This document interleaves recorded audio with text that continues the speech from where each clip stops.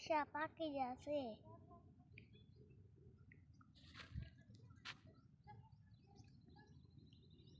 પાડો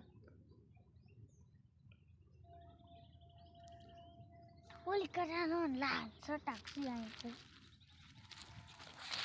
અહીંયા તો કેટલા લાલ છટાક મોટા ટાકડા જેવા છે.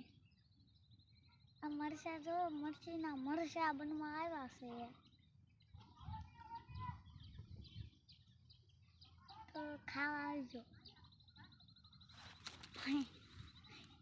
ખાવા આવજો એમ તો આવજો.